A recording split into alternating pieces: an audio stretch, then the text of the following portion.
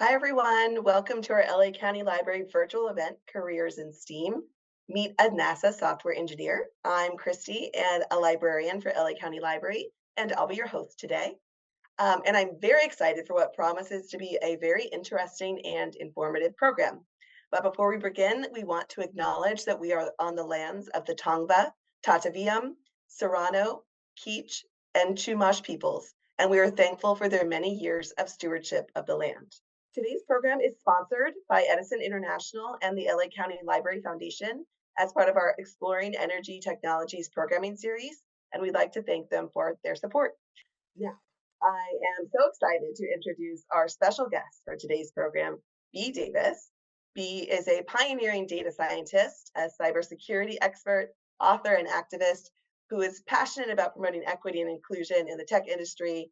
She's worked with Pandora Music, Army and Navy intelligence, and more, and is currently working on a flight simulation project at NASA. And we look forward to learning more about her journey through a career in STEAM.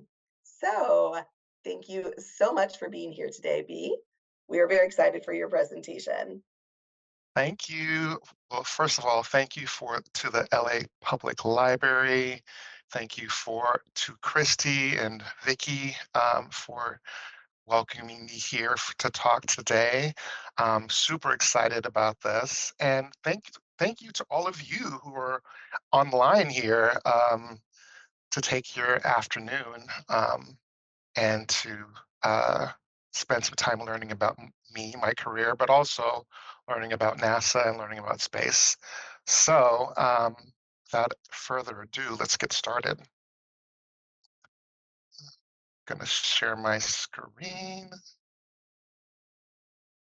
All right.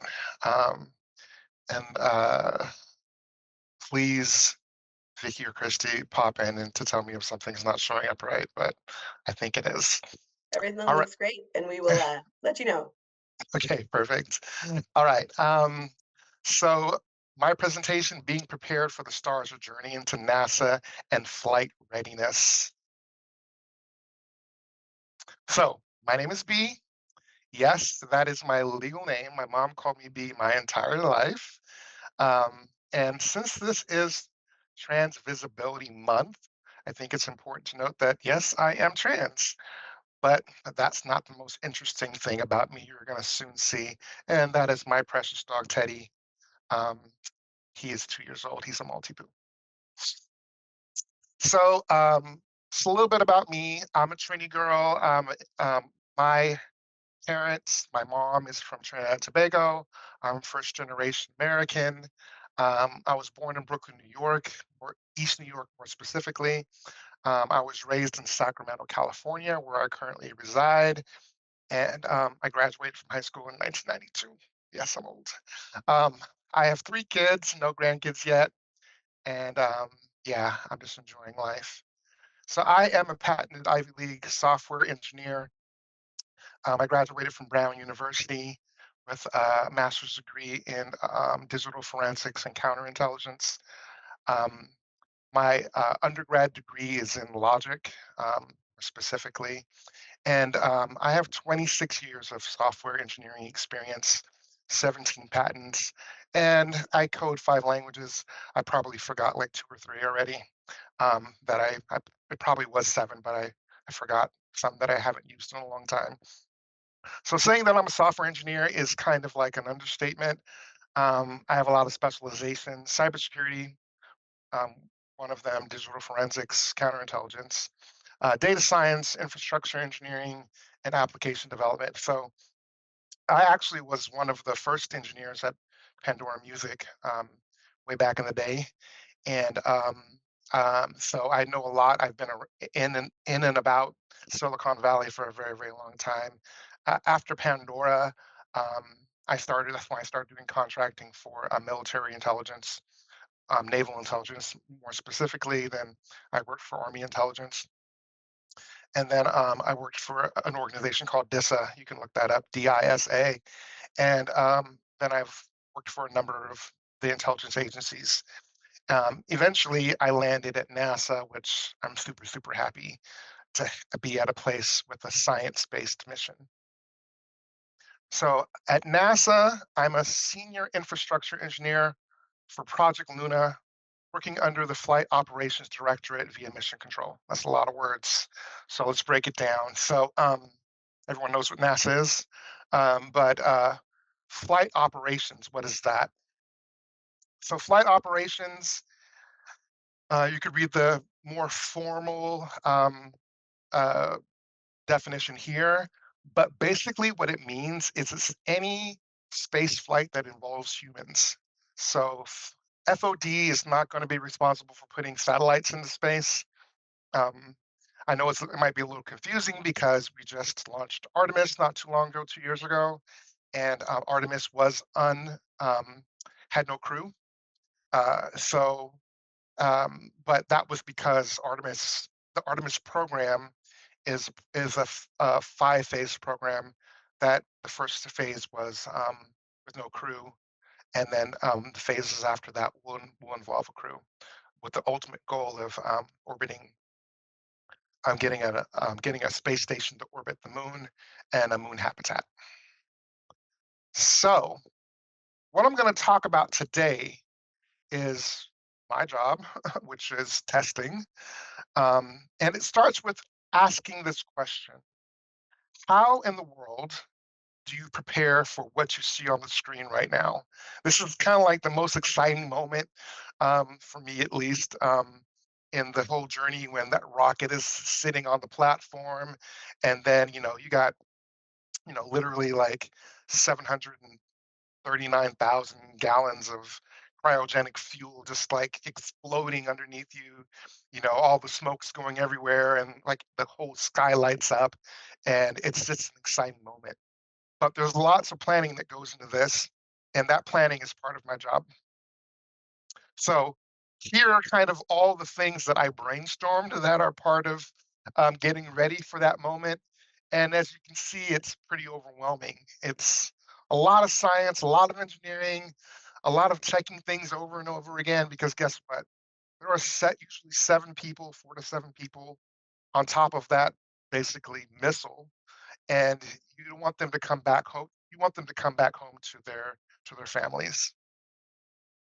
It takes a team of over 300 scientists, engineers, and various other professionals, probably between 18 and 24 months to prepare for a 4 to 7 person space flight. And that might seem like a lot, but actually, when I'm going to show you what I show you, you're going to realize that's not very much time at all. So, this is the part where I begin to ask questions because I think it's fun to ask questions. Uh, how many miles do people think it is from the Earth to the Moon? Any guesses? I'm gonna look in the chat. Let's see. 100,000? 900 million? No. So it's approximately 234,000 miles to the moon. Um, that's a lot. I know. It looks like it's like right there, like you can touch it, but it's pretty far away. So, what type of math is used to calculate this distance? Does anyone have any ideas? Algebra, calculus, yep. Trigonometry, trajectory, calculus. Okay, good, good, good. Yeah, trig, all of those things. And that 235, okay, someone said 230, someone looked it up and 238,000, 855. That is an average because the distance to the moon actually changes because everything is moving. So what type of engineer studies orbital mechanics? Anyone have an idea? What type of engineer you need to be in order to study orbital mechanics? Aeronautical engineer, aerospace engineer. Exactly, exactly. But you know what? You don't really have to be any type of engineer. You could just be a mathematician. I'm going to show you why. Okay, so um, usually when I have a crowd of people, then I ask someone like how fast were you driving when you got here, and they give me an answer, and then they stand in front of me and I said, how fast are you moving right now? Like sitting in your sitting in your house or wherever you're sitting, how fast are we moving right now? 1,000 miles per hour. That's per hour. Let's see what the answers are. However fast the Earth is moving. There's so many answers. One fast. Okay. I see some people are like looking this up. That's the benefit you have doing this while you're on the internet. But most people answer zero because they don't remember the fact that the Earth is actually orbiting. So when we think about it, the Earth is on its orbit, it's rotating, right? Okay. And you know that you're moving because you see the sun goes down and then it comes back, okay, in 24 hours, right? So in 24 hours, um, the orbit of the Earth goes all the way around, so that we go from one point of seeing the sun in one place to seeing it in the same place in 24 hours. Okay, so it's approximately 234,000 miles around the Earth. Okay, 234,000 miles around the Earth. And so we're moving, if you were standing at the equator, we're moving at somewhere around 1,037 miles per hour. Okay. But if you're not standing at the equator, say that you were standing in Oakland, then you're probably moving at a speed of 835 miles per hour. And if you're standing in Sacramento, then you're moving at a speed of 817 miles per hour. How fast are you moving if you're standing up at the North Pole in orbit? Zero, exactly. So, but that's not the only way that you're moving because yeah, we're orbiting, but we're also going around the sun. That's kind of like, people say, oh, another trip around the sun. That's 1 year, right? Okay, we measure that by 1 year. So how fast is that moving? Well, that's moving at approximately 67,000 miles per hour. Okay, but then also our whole entire solar system is moving. And inside of that, we are in the Milky Way galaxy, and that's moving. And when you add all of those up, it's somewhere around 1.8 million miles per hour. That's how fast we're moving. That's kind of crazy, right? That you don't have any sense that we're moving at all. You don't feel anything. You don't see anything except for the sun going around going up and down of the horizon. You don't feel the pressure of that. It's kind of crazy. Can someone give me the reasons why you don't feel all of that? Let's see. The answers are relativity. Mhm. Okay, there's gravity, inertia, gravity physics. We're moving with it. Okay, I like that. We're moving with it. Okay, we are moving with it. So this idea of constant motion, constant velocity, you know, things that are in motion stay in motion. And so the fact that you're moving with it is a lot to do with it right there. Okay. So I say all of that to say that can't account for everything you can't only account for everything you hear and see and feel because you can't feel how fast you're moving right now, but you are moving at that speed. And it's proved it to you by the fact that you see the sun in 24 hours, you know how big the earth is, you see that you go around the sun in a year and we know that distance, what that distance is.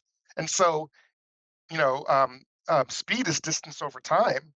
So we can prove that we're actually moving at that speed, but we can't hear it. We can see it kind of, but we don't see things speeding by at a million miles per hour. We don't feel that either. We don't hear it. So that's why it takes so much science, so much math, so much preparation, because there are a number of forces that you cannot account for, that you cannot see with your regular senses, that you have to account for when you're going into space. and we're going to go over a couple of it. Well, I'm gonna talk about this thing right here. So when I was a kid, I was super curious about everything, and one of the things I thought that I could do is turn my BMX bike into a motorcycle. And I looked at the old lawnmower that my mom was getting ready to throw out, and I looked at my bike and I thought, well, there's a part that spins on this. If I can take the engine off of the bike, attach it to the crankshaft of, I can see the engine, take the engine off the lawnmower, attach it to the crankshaft of my bike, then I can have a motorcycle, right? Well, luckily enough, I had the common sense to think about what would happen if I actually did that.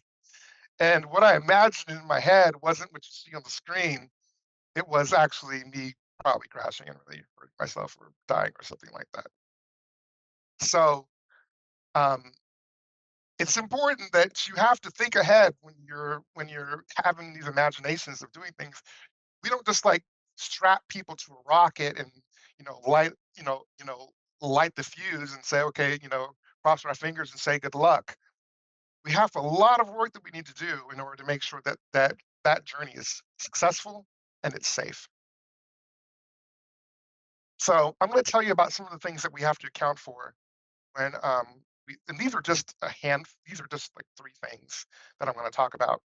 The first thing is microgravity and zero gravity. So and a lot of this that I'm going to be talking about is just the medical things that you have to think about. Being in microgravity or zero gravity, it actually is really hard on your body. When you think about it, your body has been designed by evolution to be here on this earth and to deal with gravity. When you have no gravity, then a lot of bad things happen to your body. So one of those things is bone density loss. Can anyone tell me why you would lose bone density if you're in space? Pressure to fall. Your body needs load to grow. I like that one because there's no gravity. But why? Your bones need load to grow. So that's kind of like the answer right there. Your bones, oops, sorry. Your bones are actually designed to have constant pressure and constant friction and constant wear and tear on them. Your bones aren't just like this thing that come out and you grow to a certain size and they just stay like static forever. No, they are constantly turning over the cells and and um, growing and destroying themselves. And so, if you don't have gravity and the friction and the weight of muscles and tendons pulling on them, then they will just wither away. The same thing with your muscles. Your muscles are used to having to fight against gravity and all the different things that you do in order to walk and do all the things that you do. Your muscles will atrophy. So that means that they'll kind of like just shrivel up. I think the one that people don't realize is the fluid redistribution. So when you think about your body, is you're 90% water, they say. Um, that fluid is kind of distributed based on gravity once again. When gravity is gone, then the fluid just goes everywhere in your body, and that might not seem as bad, but it's really bad for parts of your body that don't really want that or need that, like your eyes, and your heart, and all kinds of other organs that aren't really needing to be filled up with fluid all the time. So, believe it or not, we're not really meant to be in space. I know that every single sci-fi movie, people are just zipping around in space. But what's in the background is whatever invention that exists in the future that is going to fight against all of this stuff. Uh, the other thing is space radiation. So I know the sun gives us light that we can see, but there's lots of unseen radiation that's given off by the sun and kind of like cosmic rays from other things happening in the universe. And that actually can damage our DNA. It can damage our bodies, our DNA.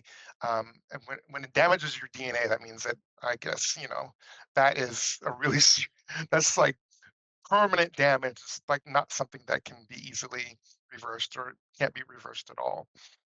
So a lot of the times, what we'll do is to counteract, well, to go back to counteract the microgravity and the zero gravity effects. A lot of all that we can do is make sure that people have a good diet and try to exercise. But right now, there's not very much that you can do to fight against that. If I have any future engineers on here that want to think of ways to counteract the effects of microgravity and zero gravity, send me your ideas.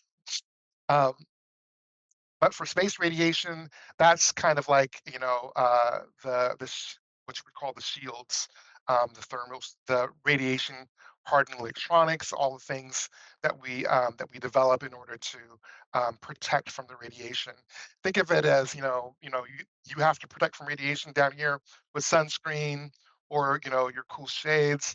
We have a very advanced version of that on any spacecraft or any spacesuit or anything that's shielding us from radiation. And then the thermal extremes. So obviously, space is a vacuum, but and everyone thinks that space is just frigid cold. But did you know that the highest temperature kind of that you can be exposed to when you're in the vacuum of space directly in the sun is 250 degrees, but then it can go to negative 250 degrees outside of the sun. So that kind of like big like range of temperatures, when you have something and you put it like if you took a glass out of the dishwasher and it was hot from being dishwashed, if you took that glass and ran it under some cold water, it would do what? Break. So because that's because any material that goes between extreme cold and heat or heat and cold is going to contract or expand according to those exposures. And so that that those extreme temperatures have to be accounted for. And one of the most extreme things is kind of like reentry. So when you come out of the atmosphere and you're going against all of the friction of the atmosphere at incredible speeds, then a lot of the times the spaceship or whatever on the vehicle is damaged. And but then it also has to make that trip back into the atmosphere through those same enormous temperatures that come with going through the atmosphere at tremendous speeds. I know everyone has seen, you know, um, in some sci-fi movies, they kind of show it where it's like they show kind of the reentry and they show kind of like the flames going up against the vehicle. And in other ones, like I want to say like, you know, Star Wars, like they just kind of like, oh, we're going away from the planet, we just fly up and there's no, or we coming back to down to a planet, we just fly in. And yeah, that's not realistic at all. Like it's a lot more it- um it's a lot more complicated than that to land on a planet. Okay, so like once again, those are only three of the things that we have to account for. Like there's a ton of things that need to be accounted for. All of these unseen things that need to be accounted for. And gonna come off of the share real quick. Um, all of these things that need to be accounted for are so numerous. The amount of testing that has to happen is crazy. And so the project that I work on is called Project Luna. And what Project Luna is a platform that enables um, NASA to test and to simulate environments virtually. So instead of having to, run this one fuel tank like manually through all of these tests, we can create a virtual version of the fuel tank, a virtual version of a heat shield, a virtual version of almost anything, and we can run it through thousands and thousands and thousands of tests virtually um, instead of having to do everything manually. That platform is not in production yet. So there are still a lot of manual tests that happen, but and a lot of people who are doing things based on theory. But I'm really happy to be one of the early engineers on that platform. So that platform is ran out of FOD, and FOD has its main headquarters in. Can anyone guess where FOD's headquarters are? It's part of Mission Control. Someone said Houston. Someone said Florida. Houston, Florida. Houston, Florida. Houston, Florida. I can see why people are confused. So FOD, Flight Operations Directorate, is runs Mission Control, and the way that you remember Mission Control is because in that movie Apollo 13, when everyone was like, "What did they say? Who has a problem?" It's like Houston. Houston, we have a problem. Houston, we have a problem, right? So Mission Control is in Houston. So they're on that spaceship saying, Houston, Mission Control, help. Okay. But any flight is going to be launched out of Cape flights, Canaveral. Cape Canaveral, and that's in Florida. Okay. So yeah, we launch out of Florida, okay, because of it's the perfect place to launch based on the math of kind of like flying into space.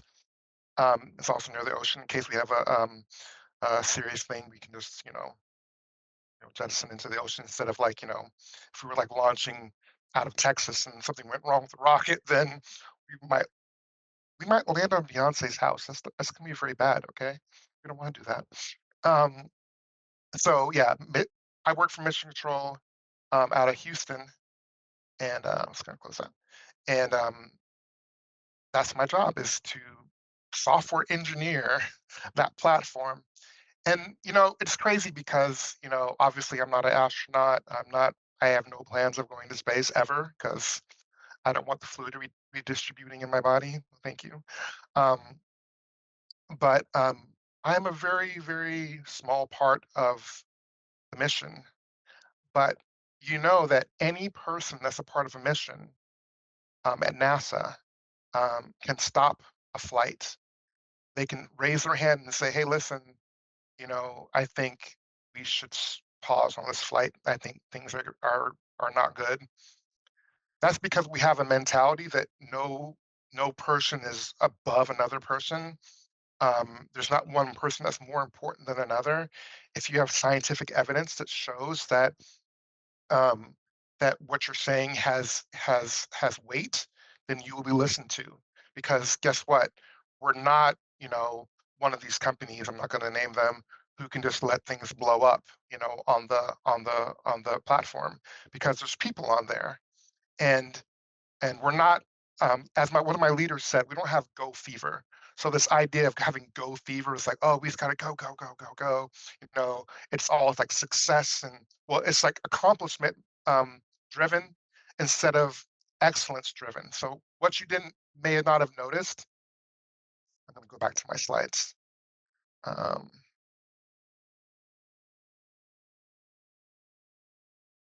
is in the in the in the FOD definition of the FOD emblem. Let's see if I can get back to that right here. It says res gesta per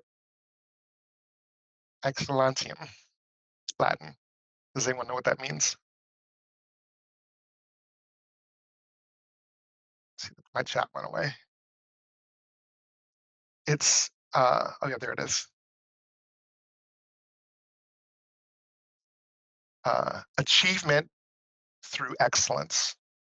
Like we achieve by being excellent, not by being fast.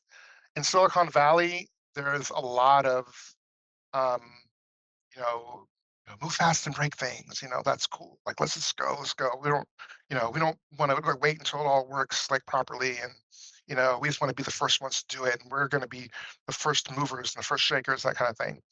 And applause to them for having that culture, and that's kind of like the way that they operate. But would you want someone doing that and building a rocket with your family members strapped to the top of it? just like, oh, let's just build it fast. We don't really care about too much about like safety or if it works or not. We'll be fine. Like no, like when human lives are involved and when we want to make sure that we don't put the crew on on the ground um, and the crew on the rocket and at risk, then we make sure everything's right. And so that's why we don't have go fever. We are we are driven by excellence, driven by trying to reach for that perfection. Yeah, perfection is impossible. You're always going to have problems, right? But you strive for it, and that's kind of the person that I am. It's like I'm always like striving to make sure that things um, um, are as close to perfect as possible. Okay, so let me get back to my presentation. Um, okay, you guys are asking. You guys have a lot of good answers and asking a lot of good questions. Okay, so we went through that. Uh, so I love this quote by Jim Lovell. He was an Apollo 13 astronaut. Apollo 13, one of my favorite movies. I love Tom Hanks. Um, there are people who watch things happen. There are people who wonder what will happen. But to be successful, you need to be the person that makes things happen. Does anyone know who this person is? Everyone's screenshotting it, doing a Google image search right now. Someone new We now. have a guess of Katherine Johnson. Oh my God. Very, very good. Um, who who knew that who knew that person's face without Googling it? Just tell me in the chat. Okay, perfect, perfect. So she just looks like a kind little old lady, but she's actually a legendary uh she's a legendary mathematician. She's the reason why the Apollo moon landing happened. She's the one who figured out that math. She doesn't have a PhD. She doesn't have any patents. Okay. She's not a motivational speaker. She is a very simple person. And when she was a little girl, she just counted everything. This is her own word. She just counted everything. And she was obsessed with math. And, she worked as a school teacher because for a long time, because during the time when she joined NASA, it was pretty monumental because back then, African American women, African American people didn't have the same rights. There was still segregation going on. When she was on the NASA campus, there were separate bathrooms for the colored people. I know it's kind of strange for us now, especially young people, to be like, what? Black people had to go to a different bathroom? Yes. Black people had to go to a different bathroom and drink out of a different coffee cup and go to a different place to eat than white people at that time. And you weren't considered at the same level of everyone else. But God bless her soul, she didn't let any of that stop her. She still applied and she showed them what she was made of. Because guess what? We talked about all those unseen forces, all those things that you can't see. People are going to look at you and think that they know what you're all about. People look at me all the time. They never guess that I'm a NASA engineer with 17 patents and an Ivy League grad or anything like that. They look up the outside of me and they just see, a black trans woman, or who knows what they are thinking in their mind, right? But my point is, you are an unknown vector. People don't really know what you're made of, and you don't really know what you're made of until you test yourself, until you put yourself to the test. Um, you know, when I was before I transitioned, um, I had actually I made a lot more money than I make now. I make one third of the money that I make right now. But when I transitioned, I lost my job, I lost my family, I lost a lot of loved ones and friends, and it kind of like burned my life to the ground. And what was left was the part of me that felt the most salient to me, the most real to me. And that was really the little child, the little girl that was obsessed with computers. When I was in 5th grade, my mom bought me a computer, an Apple IIc. She didn't know anything about computers, but she spent what would be equivalent of $11,000 on a computer in 1988, and that computer changed my life. She didn't know anything about it, but it came with a book, and cracked open the book, and I programmed all the things that were in the book. And when I finished programming all the things that were in the book, then I took the computer apart and I put it back together again. And when I was done with that computer, she bought me another one and another one and another one. She didn't know what I was going to be, and she didn't know what my possibilities were. It was unknown, but she invested in me. And so if you're a parent on here, um, I really want you to invest in your kids' STEM education. And that doesn't necessarily have to be sending them to the best schools, but it means encouraging that discovery, encouraging, that learning. When I was in high school, a lot of kids used to skip school and like go do all kinds of crazy stuff. I would skip school and sneak into the library across the street from Valley High School, Consumers River Junior College, and I would go in and start reading the books on physics and stuff like that because I had a passion for knowledge. I had a passion for learning things. Libraries, I was telling uh, Vicky and Christy, libraries are like, the most amazing things to me, especially like, technical libraries or college libraries. Like the library on every NASA campus has a library on it. It's not very big, but it's filled with some really cool stuff, like all of the old documents. I know everyone's gonna be like, "Tell us about the aliens." All of the old studies that they did, experiments, and all that other stuff is found inside the technical library. And whenever I get a chance to go into that library, I just like soak up all that knowledge like a sponge because for me, understanding your power and understanding yourself is also understanding the world. So being prepared is understanding your power. And for me, that power is learning. Um, my curiosity in those early ages got me to where I am today. People always ask me like, what does it take to, get into NASA? Like, you have to like have like an Ivy League education. Do you have to like this and like that or pass this test? And I was like, you know what? Honestly, I think the credentials are cool. It's cool to, say, oh, I went to Brown or I went to an Ivy League or whatever. But I've seen people that work in NASA that don't have those credentials. A lot of them don't. And I would say that the main thing that is the common denominator is that people have this insatiable curiosity. It's a science-based mission. We are out there to go where no person has ever gone before. We're just driven by this idea that there's something more out there for us to explore, for us to uncover. And if you're that kind of person, and you're the kind of person that is willing to sacrifice long nights of like testing and figuring out hard math problems and physics problems and aeronautical engineering problems because you want to just figure you want to do the impossible. It should literally be impossible for human beings to strap themselves to a rocket and get to another place. Like it literally should be impossible. We made it possible because of the passion for all of those for exploring and the passion for science. So um, understanding your power often means creating it. You have to create your own power.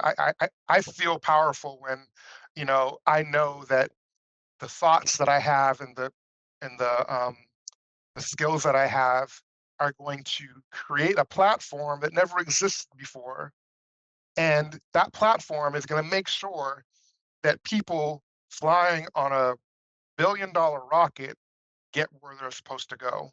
Like that's me going up into space. I'm never gonna go into space where I said that, but that's me going up there because I contributed to that. I made that happen. And that's the power that I added to the team. I added to the mission. So once again, race just par excellence. It's it's achievement through excellence. So that's what I have to say today. I'm going to entertain your questions. Here's my email address. Please don't abuse it. But if you have any questions, or if there's a group of you that one day wants to come down to the Bay Area or and take a take a spin through the wind tunnel, let me know. We have a lot of wind tunnels at the Ames Research Center in Mountain View. So, but I would love to take your questions if we have time for that. Hopefully we do. Yes, we have a few minutes for questions, so please, if you have questions, please add them to the chat. We have had a few questions so far. Thank you so much. That was fascinating and inspiring, and I of course love the library connection that you have as well. I'm glad that Yes. that was a support for you during Lo- your l- journey as well. Love Of course. libraries. We did have a question about what a typical day looks like in terms of your technical skills that you use kind of on a daily basis. Like, what does that look like in your job? So, it feels pretty boring. So, but the first thing, the team all meets together and kind of like we all talk about what we're working on, and if we have any blockers of things that are blocking us, kind of just like communicate with one another about what we're going to do that day, and then we have every 2 weeks we have a sprint, and so that's like 2 weeks worth of work that we're responsible for coming to completing something. And so every day, kind of like have, you work towards that goal of that sprint. And that goal could be, getting some new functionality working, fixing something, working to integrate something that you've already built into the greater platform. As I said, the platform that I'm working on is Project Luna, which is a testing platform. And yeah, that's what I do. I'm a software engineer. I write in Go right now, which is Golang, which is a programming language that was created by Google. Do you build a But rocket? No. Okay, go ahead. yeah, well, we I'll had a let you question. pick the questions. Sure. There's a lot. Thank you all for these questions. They are really great. So I'm going to try to like maybe see if I can combine a few of them into some questions here. So there are some questions that are kind of how you got started with NASA, and then also how kind of the experiences that you had with um, naval intelligence or these other experiences. It seems very different from your work with NASA. So guys, as how you started with NASA, and then also how your other experiences contributed to that, or how it feels to be different. You know, how how did I get those opportunities? A lot of them I'm not really sure. Like, I think it can be said that networking and knowing being in the right place at the right time, just keeping your eyes out for opportunities. I literally met someone at a conference that worked for NASA, and we just ended up being super good friends. And when an opportunity was available, then they reached out to me and said, "Hey, there's something available. I know you're an engineer. Do you want to apply for this?" And it just was a good match. Um, I think that expanding your network of people who are doing what you do, running with the people that do that are a part of the ecosystem that you want to be a part of, is a good idea. And I know I don't know, the ages on here might be like, from age 12 to 18 to who knows if there's young adults or other people on here. I think that it also kind of like matches with when you're in school, when it's like there's a group of kids that ain't doing right, so they probably gonna get in trouble. So you hang with them, then you know what you're gonna get. And then there's these other people that might get made fun of because they're always like in their books or whatever. But I can definitely say, looking back at my high school class, the people who were serious about their education. I can't think of any of them that are doing badly right now, but there are some people that, they thought that it was cool just to cut up, and I honestly that just wasn't who I was because I had a single mom and she was like my best friend. Rest in peace. But I just didn't want to do anything to disappoint her. She never had to yell at me and tell me to do my homework. I always wanted to be excellent because she was excellent and what she did. So I know some people don't have the same environment at home. Sometimes, you have to, fight against your environment, but You got to find your people, even if it's and now I didn't have any people online to find like people have now, but I think there's people online that are passionate about space, passionate about science. Wherever you can find those people, then be with them. That would be my advice. That's great. And I think hearing your story is also hopefully, I think, an inspiration to some people too to see what that path can look like. So thank you so much for sharing your story as well. I want to Um, say really quickly about about high school. Like I went to a high school in Sacramento that wasn't actually that great of a neighborhood environment. South Sacramento, it had a lot of gang stuff going on all the time, but I still took all of the advanced placement courses that I could. So I would say when you push yourself, then you're going to learn more. and I like what you said about curiosity and how you found that in NASA as well as a group of people that are curious and how it can continue to drive you both in school but also um, as you move into professional organizations. Um, there's a question here about AI and integrating AI into like, your work. Do you see that becoming part of your work? I do eventually. It's not powerful enough right now. I know it's super powerful for other people. They're like, "Oh my God, it can answer all of my questions." But it, I've had conversations with it. It's not that smart. I'm smarter than it. So I also don't trust self-driving cars because I feel like, you know, it takes a lot to navigate a car, you know, and it's dangerous. Yeah, I think like AI feels to me like I imagine it as like a toddler right now. It is a very, very smart toddler. Okay. It can answer it can do a lot of things very fast, but um it actually when it comes to like physics and calculations and like very complex problems, it's actually makes a lot of mistakes. So I think that eventually we're going to use it for like automation. I think we've had some internal kind of like, you know, I want to say conferences or meetings about it. Um, we're in the process of seeing its usefulness, but right now we don't trust it as much as we trust our scientists.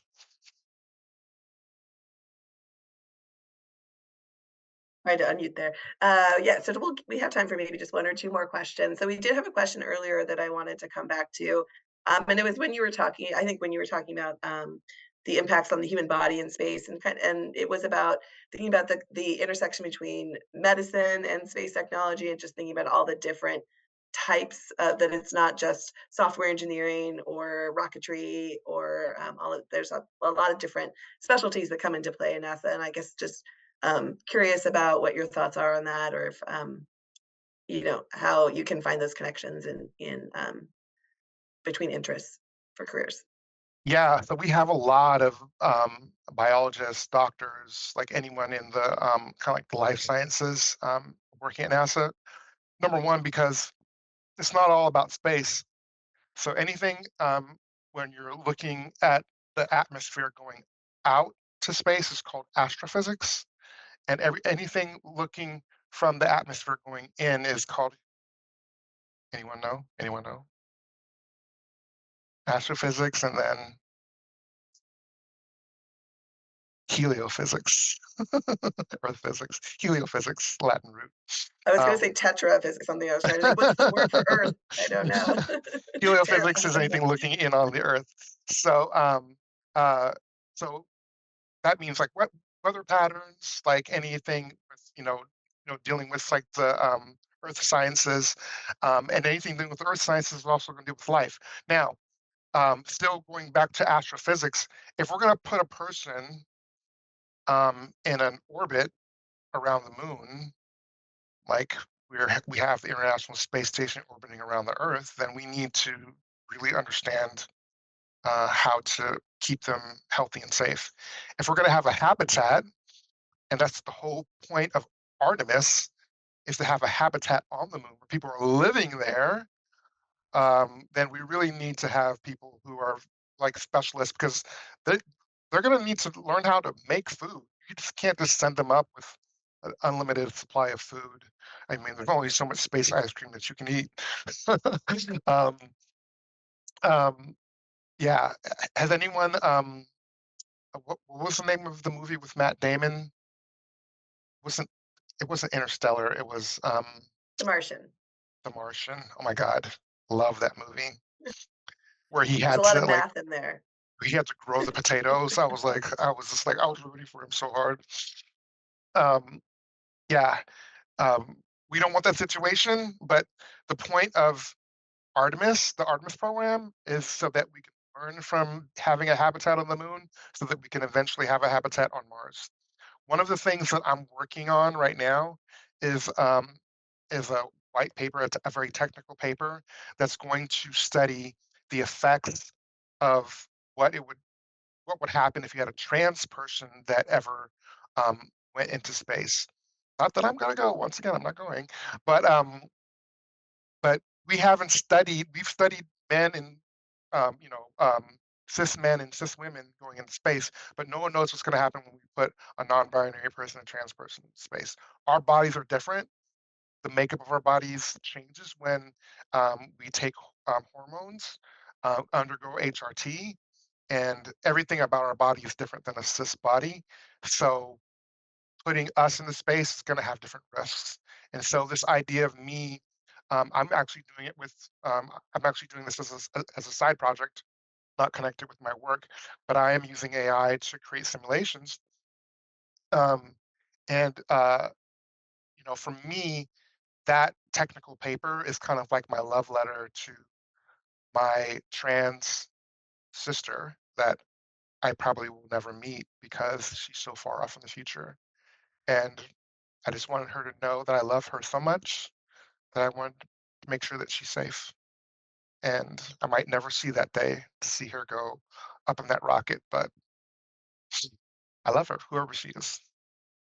So that's the kind of thing that, when you're passionate about who you are and what you do, you find a way to mix your passion um, with kind of like work. And that for me is like the best feeling ever, is that to know that I'm gonna do something for trans people, but I'm also doing something for science, and I'm also doing something for NASA, and honestly for the world. Well, I don't know what better way to end the program today. That was wonderful. Thank you so much. It's so inspiring to combine your passions with your work in that way. I hope everyone that was here today enjoyed the program. And we will be having a recording of this program that we'll post on our YouTube channel. So that will be available there too. And I just want to thank B for being here today. I want to thank all of you for joining us. And we want to thank again Edison International and the LA County Library Foundation for sponsoring today's program. I will be placing a link in the chat to a survey that will help us plan for future STEAM programs at LA County Library. And we'll be having additional in person and virtual programs throughout the rest of this month. So we hope that you can join us for one of those. And you can look for information about these and other upcoming virtual events on our website, lacountylibrary.org, and follow us on social media for the latest updates. Stay safe and have a wonderful rest of your day. Thank you so much, B. Thanks, everyone. Thank you.